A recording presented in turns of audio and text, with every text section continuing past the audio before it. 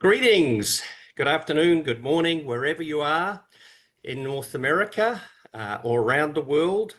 It's wonderful you could join us again for our annual special Destination Management Edition powered by the State of the American Traveller in collaboration with our wonderful research partners and experts at Future Partners.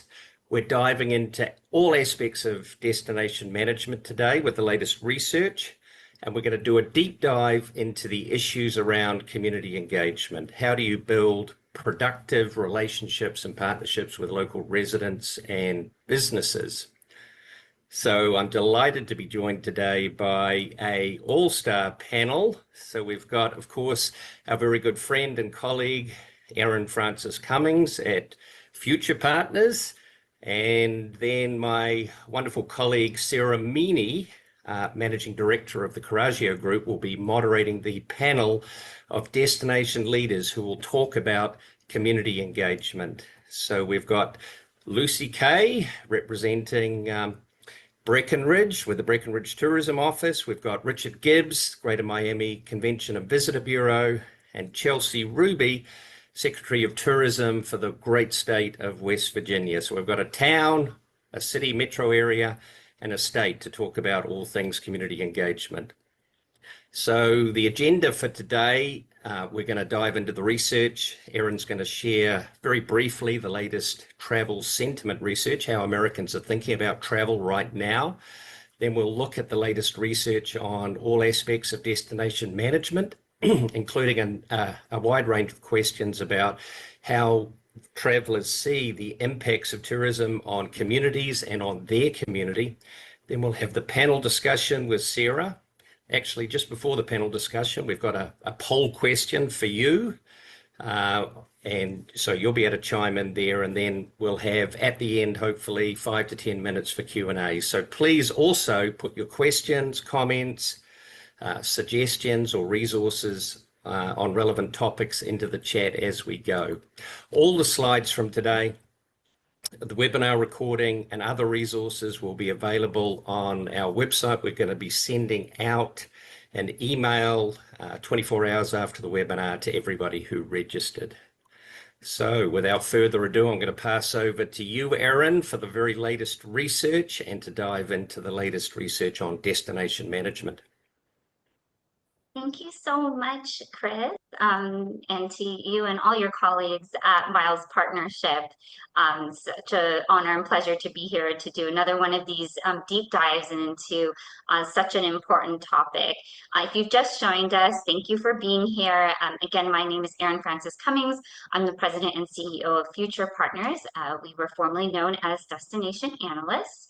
And our team at Future Partners provides market research that unlocks opportunities for you all, powered by insight, shaping strategies for destination leaders that win them hearts, minds, and market share, and brings the future of travel within reach for our industry.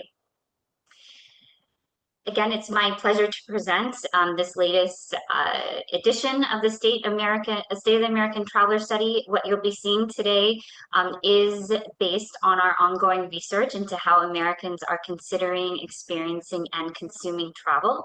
We've conducted this study since 2006 and in partnership with Miles almost that entire time. Right now, it's based on a monthly survey of more than 4,000 unique American travelers.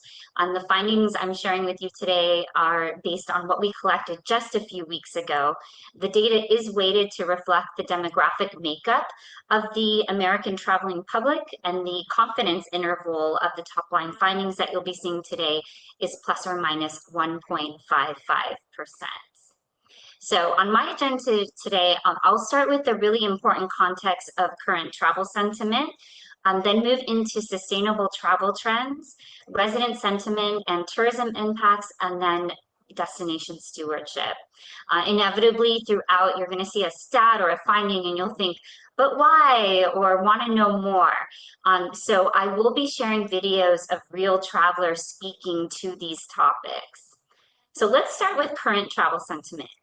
And what you'll see about American travelers' current sentiment is that they remain steady in their financial outlook, but growing caution could temper future travel spending. While most households still plan to travel in the coming year, ongoing economic worries continue to push a more watchful mindset. Meanwhile, strong interest in mega events like America 250 and the World Cup and Route 66, these offer clear evidence for optimism in the year ahead.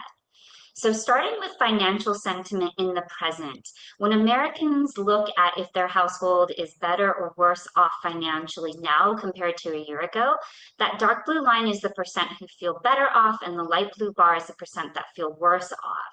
And on the right end of the chart is our most recent data. Unfortunately, the percent feeling better is still above the percent feeling worse, as it has been since 2024. But that percent feeling better is down slightly and the percent feeling worse is up.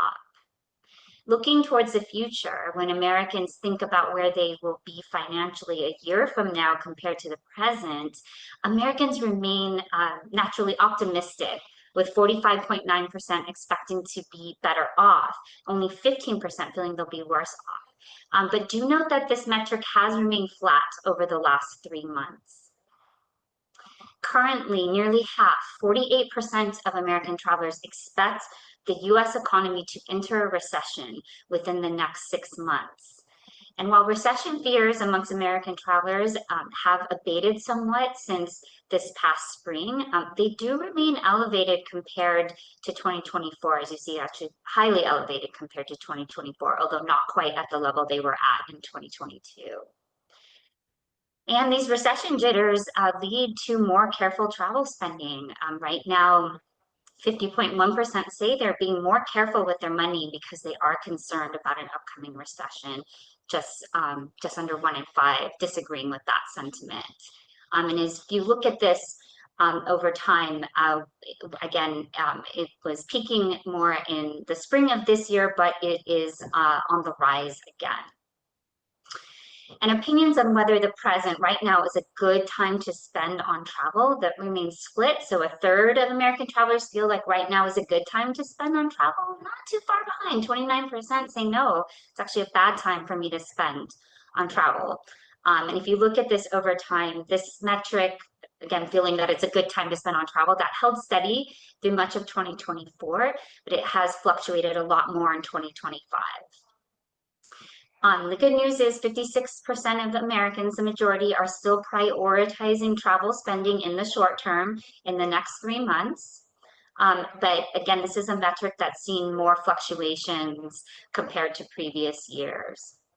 And annual travel budgets, they do remain high, but we haven't seen them significantly increase this year like we did back in 2024. As you can see, though, Americans' excitement for travel remains high, with 87% rating their excitement 6 or above on a scale from 0 to 10, just 7% on the lower end of this scale. And this sentiment has remained consistent throughout the entirety of 2025. So excitement, that has been high and level.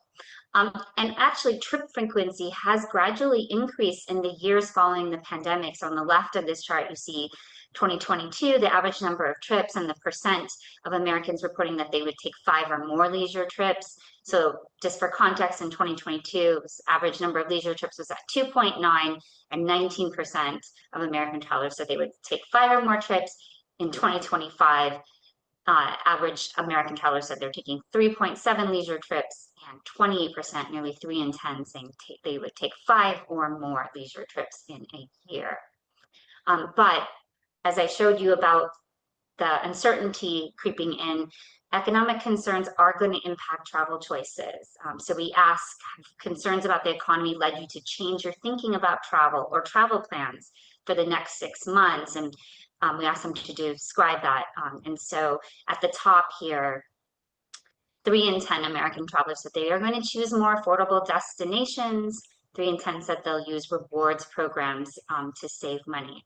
A quarter saying they'll travel less frequently, and then 22% that reducing spending on activities, 20% reducing spending on accommodation. All right. So I promised you some reasons for optimism, although there's some cracks in the foundation we need to be wary of. But these major events, let's look in on them and how American travelers are feeling about that. So for ending the year 2025, 2026 has many major events, including America 250, the FIFA World Cup, and Route 66 anniversary. So starting with World Cup. Interest in travel for World Cup is at 3 in 10. Interest levels are significantly higher for certain demographics, including parents of school-age children, Gen Z millennials, and higher income groups. And then travelers and on the coasts tend to be more interested, including in the West and in the Northeast. Let's look at the Route 66 anniversary. So interest in traveling to enjoy events related to the Route 66 anniversary also high. It's at 51.9% of American travelers saying they would be interested to attend one of those celebratory events. And then more than half, 51% of American travelers say they're interested in taking a trip for America 250, which is the nationwide celebration of the country's 250th 250th anniversary of our independence.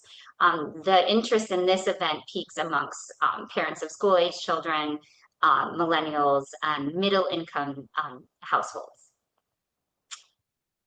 Okay, so just to end this section, and kind of getting up here, we asked travelers that we interviewed recently, what's changed most about how you think of travel in the last 5 years? So let's hear what they had to say.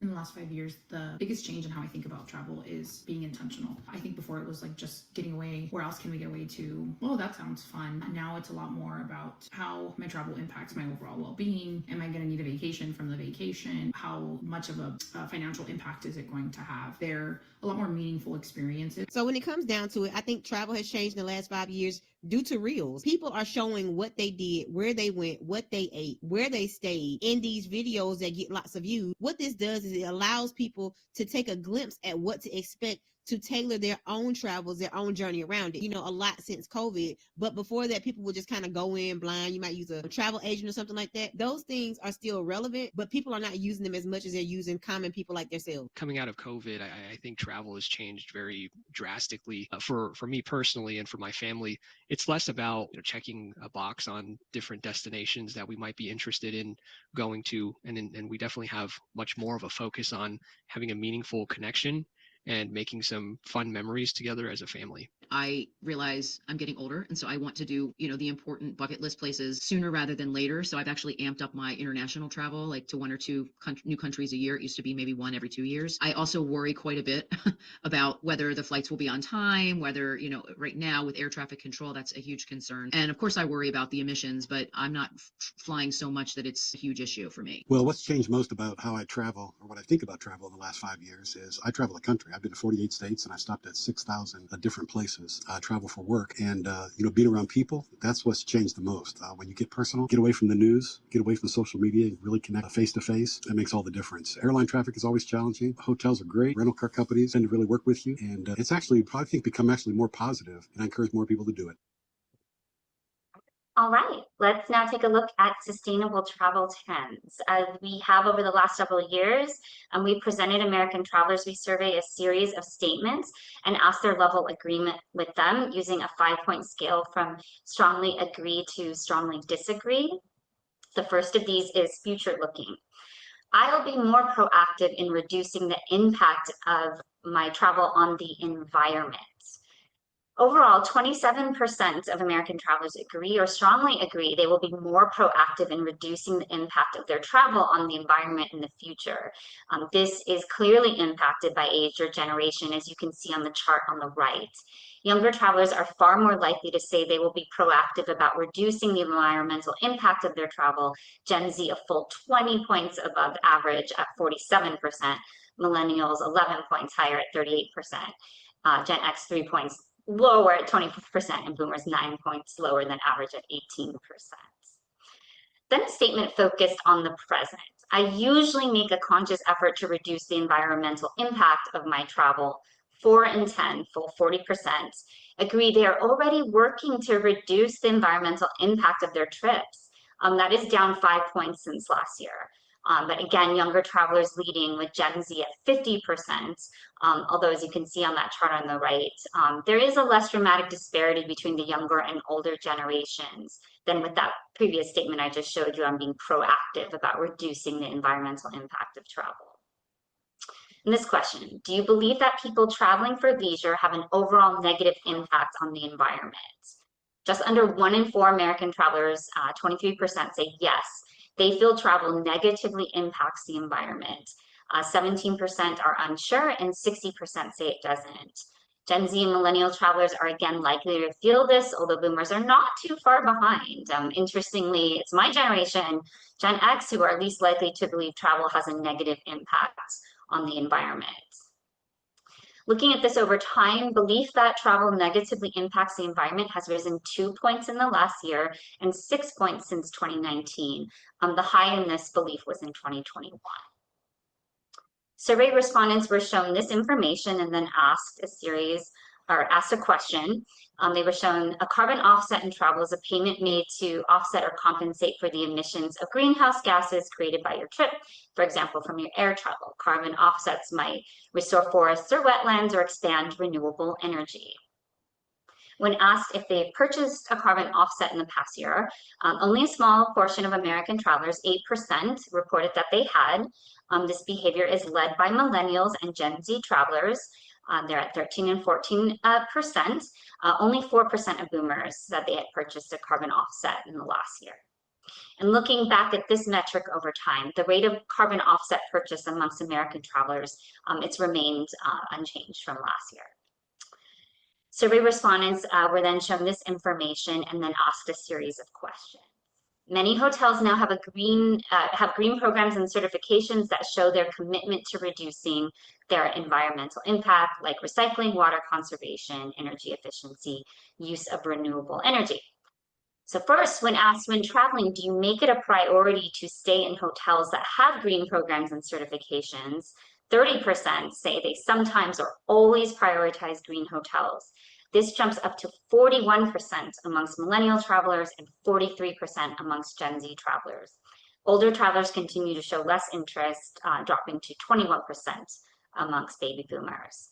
And looking at this over the last year, as with other environmental travel trend metrics, prioritization of booking green hotels has remained relatively flat. When asked in the past 12 months, have you knowingly paid more than you otherwise would have to stay at a hotel that has a strong green program or certification?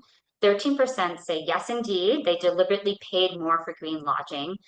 This jumps up to 20% or more for our younger generations. It is statistically the same as in 2024. To learn about how green initiatives impact actual lodging choices and selection, we asked, while traveling in the past 12 months, has a specific hotel's green programs or initiatives cause you to book that hotel over other lodging options?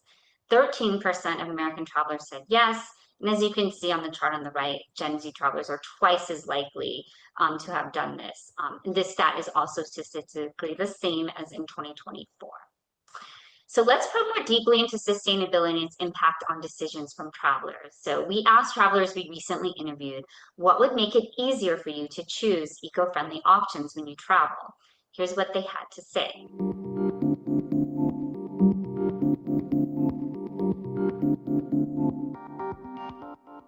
It would be easier to choose eco-friendly options if the information was clear and convenient, along with being affordable. If hotels and airlines were more upfront with their sustainability practices, it'd be easier for me to be able to make that decision. I think offering incentives as well would also be an easy choice, whether that comes in the form of a discount or additional points back on a specific booking. And then of course, for me, I think cost is a big piece as well. So for me, it would be easier to choose eco-friendly options when I travel if I knew those options were at a value price. So if I knew that it was comparable to what I would pay for something that's not so eco-friendly, I would definitely be on board for it. Also, if I knew that the convenience and the luxury of those items were just as good as those items that are not eco-friendly, I would be much more aligned with purchasing or choosing those options. You want things that remind you of what you're used to. And when you do venture out, you want it to be a good experience. So if you can prove that, it'll make me easier to choose those options when I travel. I think if there were things online that I could use,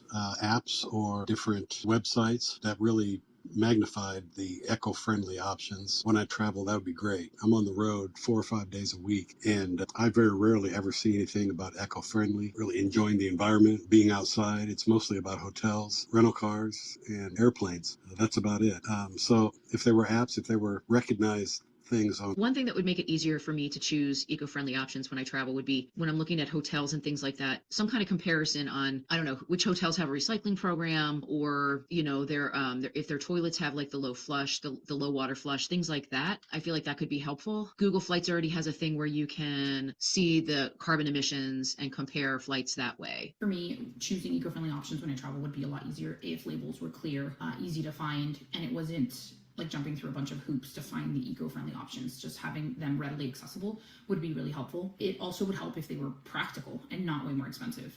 Sustainable transportation, stays, activities were highlighted, convenient and priced competitively. That ultimately would help make the decision easier, and I choose eco-friendly options every time. Right, some compelling suggestions for our industry. So let's look at the latest American traveler sentiment towards tourism in their own local area. So resident sentiment, as we often refer to it, and the impacts. We asked American travelers to rate how much they agree or disagree with the statement, "I moved to my local community primarily because I visited and loved the place."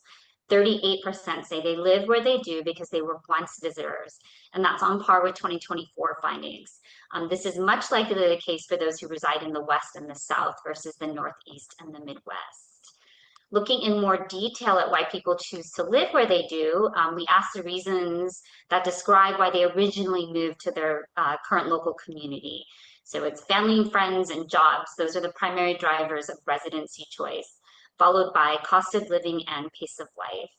There are some notable differences by segment. Millennials are more likely than other generations to have chosen to live where they do because of education and the local political climate. Those who reside in the Western US are likely to have chosen their home due to climate, landscape, and outdoor recreational activities. On the other hand, climate and landscape matter less to residents of the Midwest. Midwest and Northeast residents, their choice is largely driven by family and friends. For the most affluent, those making above 200,000 in their household, it's jobs and education that drive their residency decision.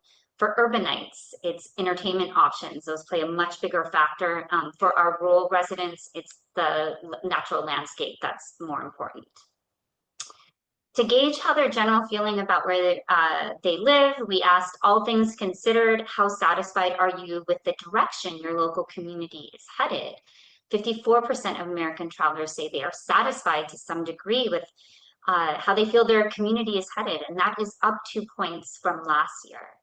The chart on the right shows you how satisfaction differs by household income. And note that those with a household income below 50,000 have satisfaction rates in the double digits less than those who are above 50,000. Interestingly, though, while satisfaction with community direction has remained the same year over year in the under 50K group, those in the 200,000 plus household income bracket have actually lost 4 points in satisfaction over the last year. And as we have for the last 5 years, we ask agreement with the statement, I live in a community that is a popular tourism destination. Those who consider their home community to be a popular tourism destination is now 44%. That's up 3 points from 2024, although not near the levels seen in the pandemic years 2021 and 2022. Looking regionally, and that chart on your right, residents of the West are likeliest to say they live in popular tourism destinations. And the rest of the regions are flat compared to last year. The West is actually up. So now let's look at the concept of over-tourism. We ask agreement with the statement, I live in a place that has an issue with over-tourism. Despite 44% saying they're in a popular tourism destination, less than half that number, just 18%, feel their community has an issue with over-tourism. That metric actually peaked at 28% in 2021. But other than 2021, it's essentially been at the same level since 2019. And those that live in urban areas are likely to say they live in an over-touristed area at more than twice the rate of rural residents.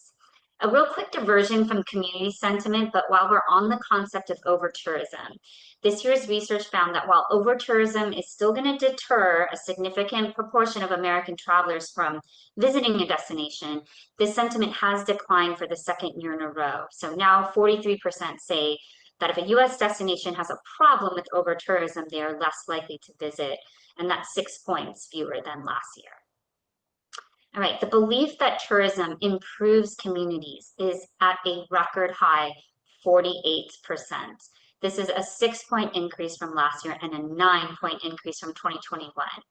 This belief is strongest and continues to be in those that live in urban areas at 60%, but it is strong across most community types.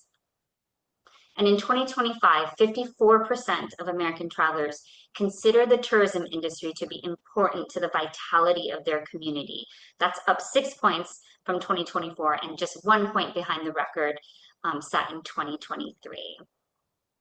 And as a final exercise on this topic, survey respondents were asked to think about their community's tourism industry and the impact on their community, and then rate how they agree with several statements.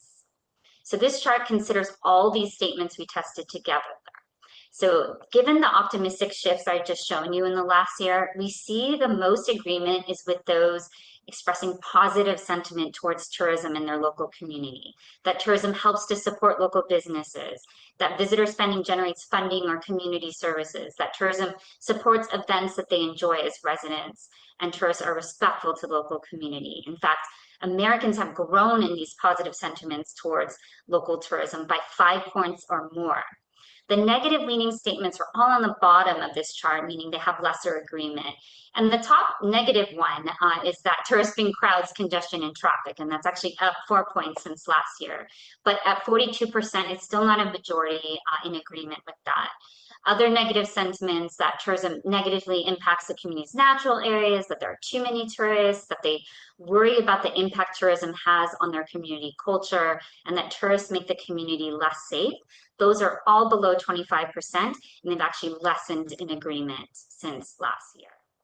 Okay, so finally, let's explore the latest findings related to destination stewardship and the responsibility for it. We wanted to ask American travelers, have you ever heard about your local tourism office and what do you think they do? And here is what we heard.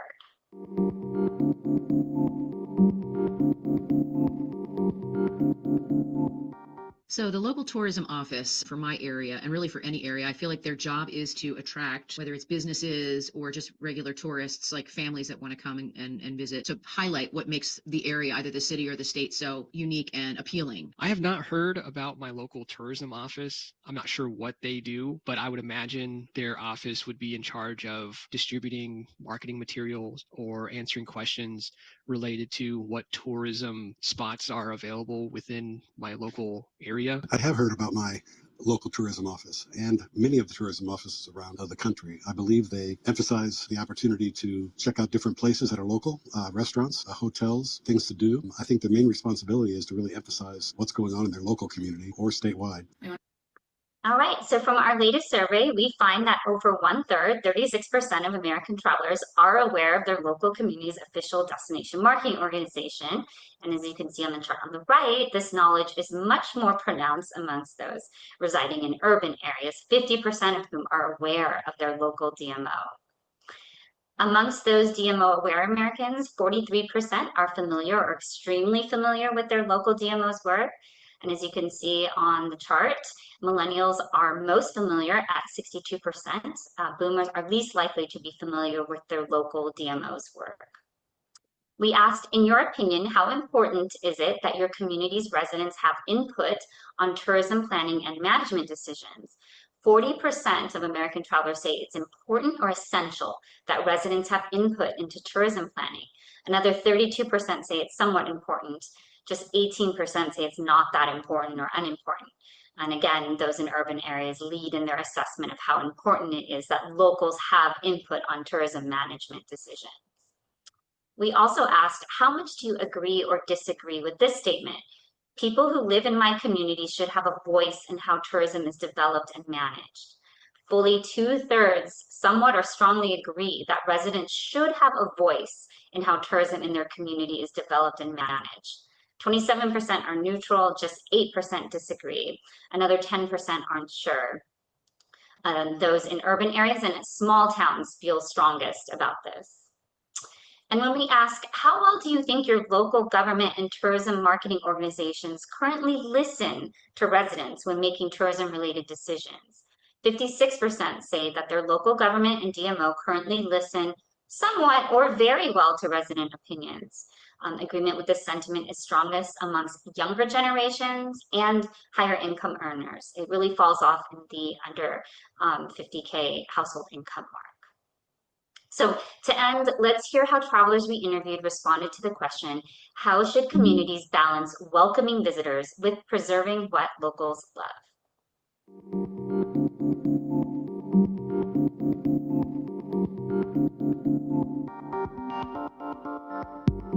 I believe it's the responsibility of a community to welcome visitors. We all want people to come and visit our community. The community I live in is growing like crazy, and we love people to come check it out. It's a lot of building going on, a lot of great parks. So we don't want a ton of people coming, but we want people to come and really enjoy the same things that we have the opportunity to enjoy. I think the best way for communities to balance welcoming visitors while still protecting what the locals love and what ultimately attracted tourism to that area is by being intentional. I think tourism can generate a lot of income and energy that keeps cities alive, but oftentimes we see small businesses being pushed out, and that's ultimately what attracted that tourism, and it becomes just the same shops over and over again. Clear guidelines, I think, would help, like limiting the amount of touristy businesses in the area, and also limiting, I think, the amount of tourism or days or even times that the locals can just be locals. So one way that communities can balance welcoming visitors with preserving what locals love is through like a tourism tax, like what Venice is doing now. I think they're charging in the high season X amount of euros for somebody to come in and just like walk around the streets and or visit Venice. So, you know, it's important that the things that make a town unique and interesting aren't overtaken by so many people that that it loses its charm. So the balance between a community, you know, welcoming visitors and preserving what the city loves, it can be a complex topic, but I think we can resolve it in this way. Number one, make sure that we have people, resources, ambassadors, people from the community that have their storytelling capabilities and direction, so people understand what this place means to you, why is it significant, and what you're doing to preserve it and maintain it. I think it's also important to show by way of demonstration on social media why people should visit this space and, you know, what value it brings and just some of the historical context. Finally, I think that it's important for people to keep the space tidy, keep it clean so it can be marketable. I think locals, what local communities should do is setting like limits and guidelines and making sure that the priorities are clear as to what type of tourism that, you know, visitors should be engaging in. For example, supporting local businesses and making sure that they're also contributing to protect their natural, you know, the landmarks and cultural sites, and making sure that respect is had. All right. Thank you so much. That's the end of the research portion of the presentation. Of course, if you are hungry for more, you can always subscribe to the State of the American Traveler Insights Explorer. You have access to this and much, much more. And just a reminder that we do present update on the State of the American Traveler each month.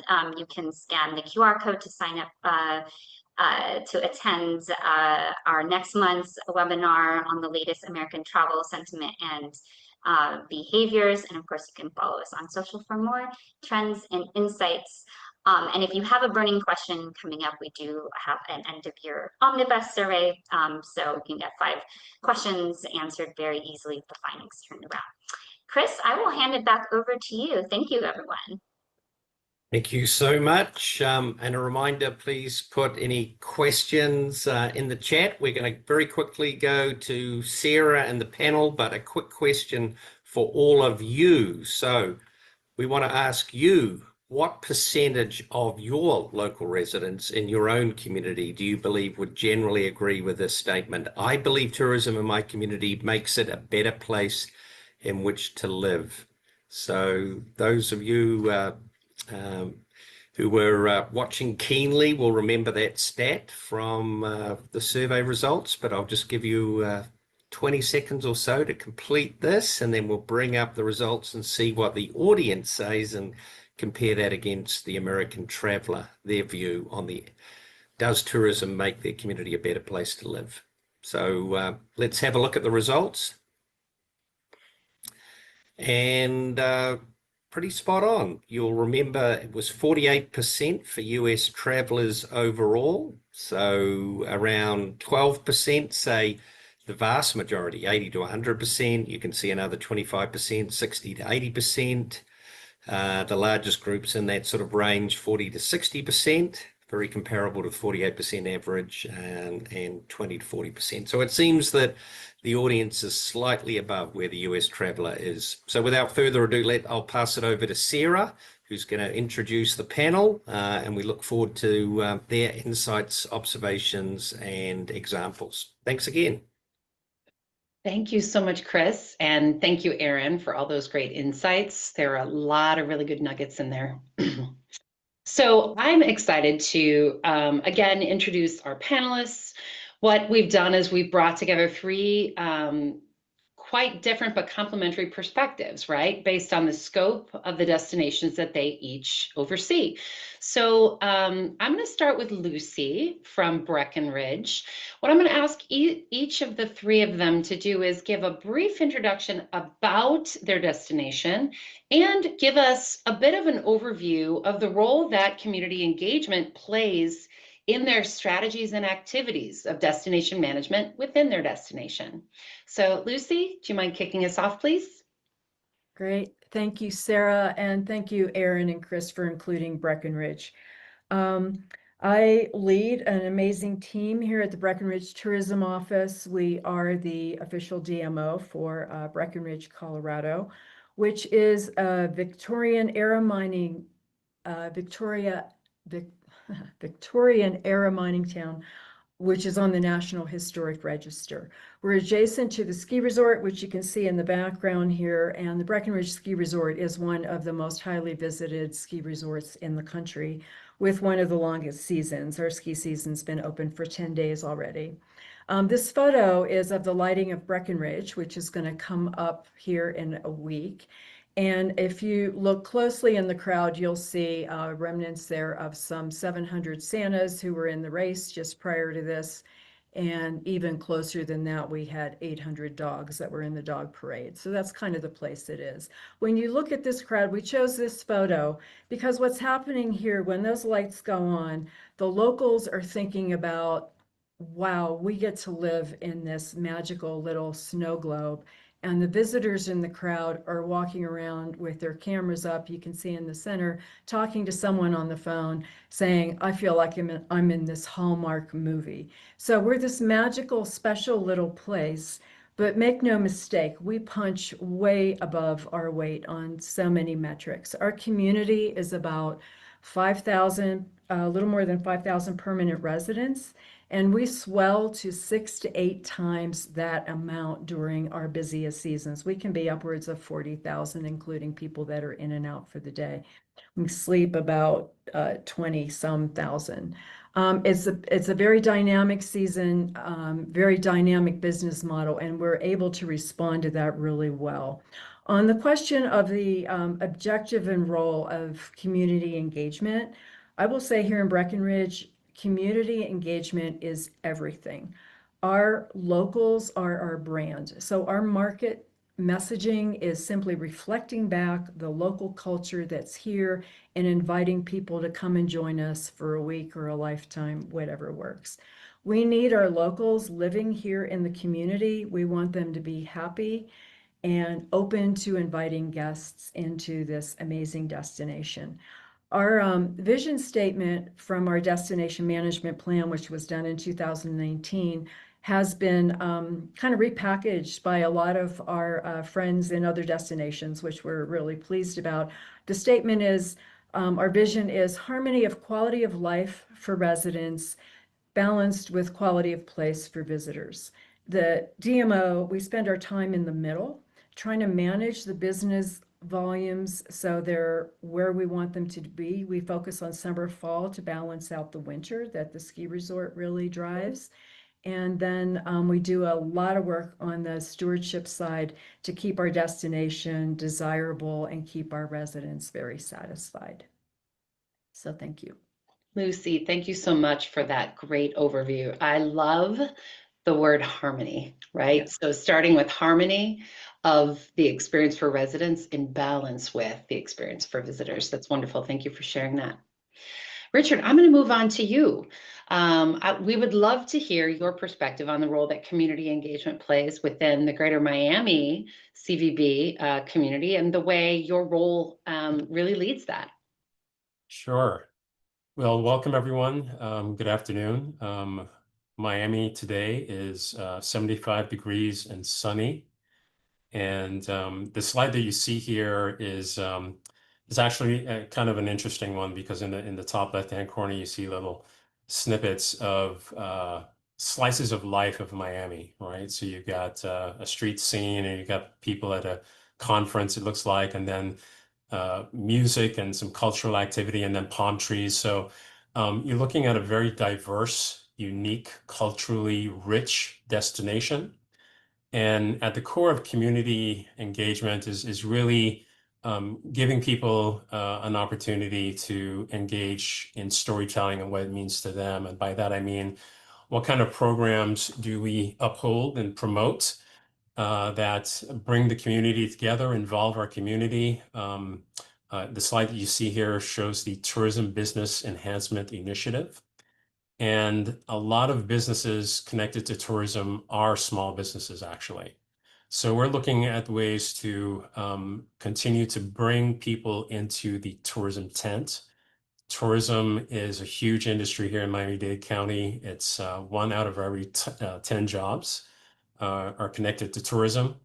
And we want to make sure that those small businesses in each community that we serve, we actually are the destination marketing organization for all of Miami-Dade County. And Miami-Dade County includes 34 different municipalities. So you can see the role there that community engagement has to play with making sure that everyone understands the connection to tourism, the quality of life benefits, and how residents can, number one, take advantage of us as a resource and help us sell this great destination.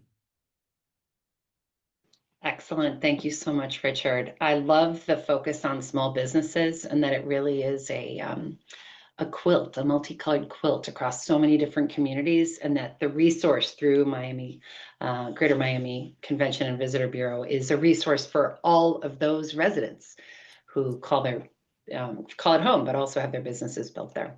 Thank you for that. And Chelsea, I would love to hear from you at the state level from West Virginia, the role that community engagement has played and how that plays out in the strategies that you and your team and all of your partners across the state play a focus on that. Yeah, thanks for having me. Erin, thanks for the great research, and to the Miles team, really appreciate being included today. I always think it's interesting when we're on these panels and we have folks from different size DMOs and are looking at cities, and then we switch to states, and I feel like now I'm like getting ready to switch languages, because we handle such different things, I think, in some ways, but they're all actually the same in others. So let me start out. I've been in this position for, I'm going on 9 years now. So I report directly to the governor, and I lead up the state's tourism marketing efforts. So when I started 9 years ago, that was really it. We were at a time when I began where we had seen declines in tourism for a couple of years. We really had a problem, and our problem was really a funding problem and a marketing problem.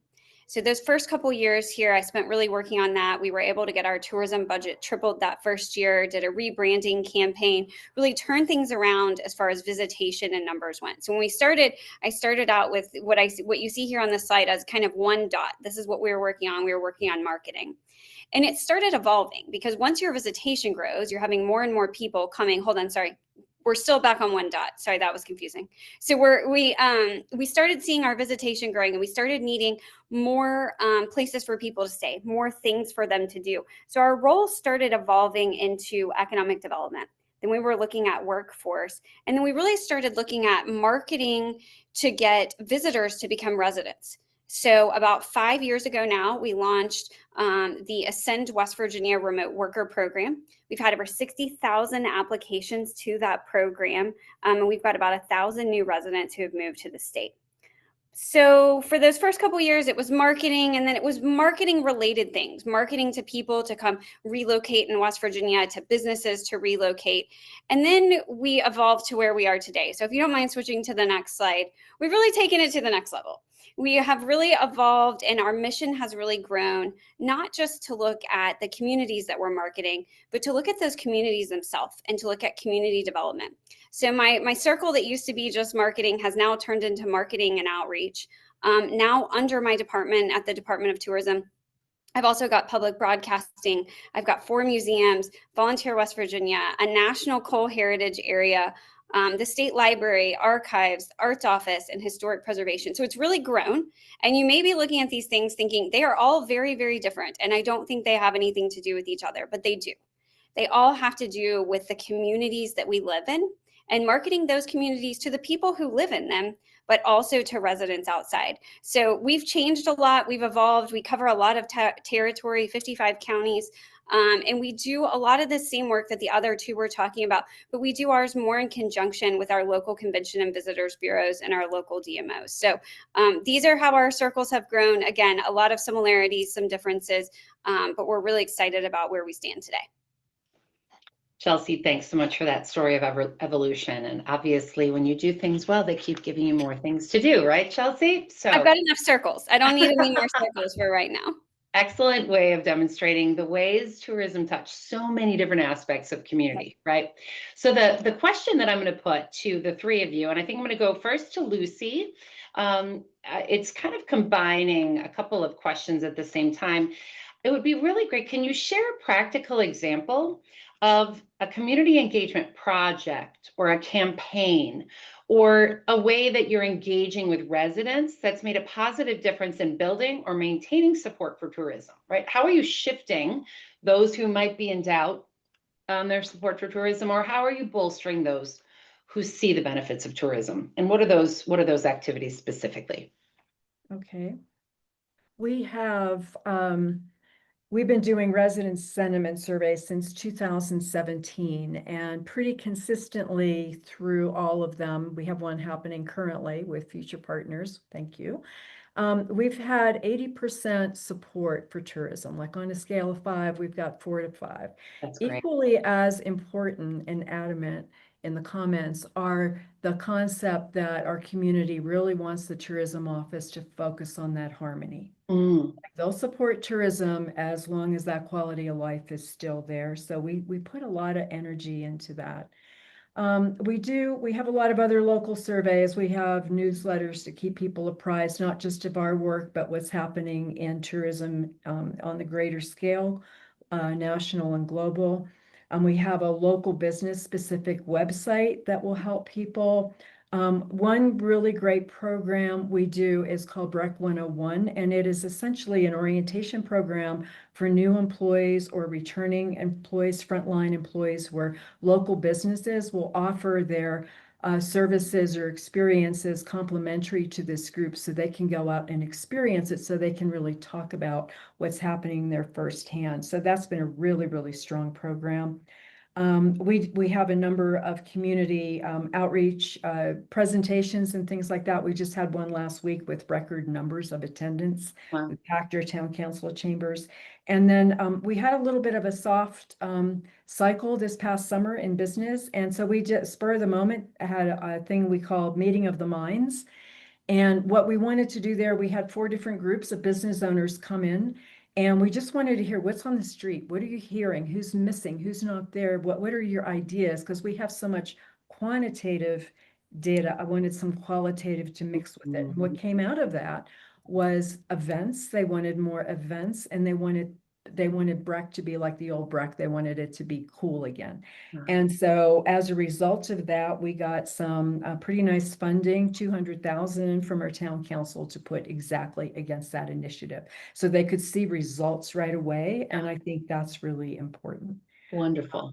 Yeah. That's wonderful, Lucy. That the great example, well, those are great examples anyway, that I think many of our webinar attendees probably could translate into their own community. But what's cool there is that the role of convener, the DMO as convener, you don't have to be the solution for everyone, but being able to bring people together, the solutions exist within the community and the minds of the residents. That's really wonderful. Thank you. Richard, do you mind if I hop over to you? It'd be great if you can share a couple of examples of specific programs that connect directly with residents. Sure. So we have a number of ways that we reach our residents. We have obviously some of the same things that Lucy mentioned, newsletters and the use of social media, one-on-one meetings and presentations with groups. We meet with key stakeholders and elected officials.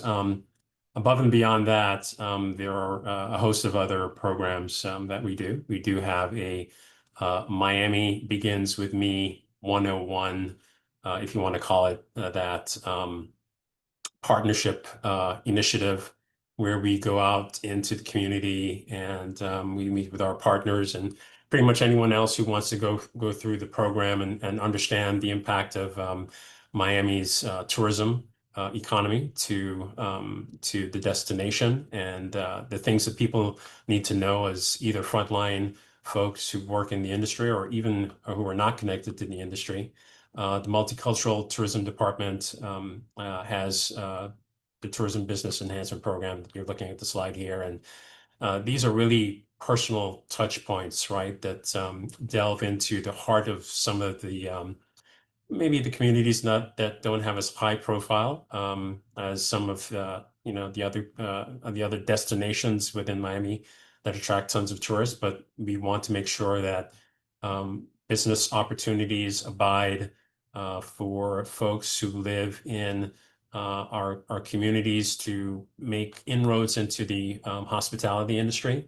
So we provide a suite of services, everything from small business training and networking and connections and technical assistance to other programs. In addition to that, there are a few other touch points with regards to program initiatives that we do. There is the Visitor Industry Council, and that looks at specific workforce training and also scholarship opportunities for young kids who might not have the resources to take classes to further their careers in hospitality and tourism. So that's pretty big as well. And in addition to that, another way that we establish another touch point with that program is the Art of Black Miami, and that's going into its 11th year.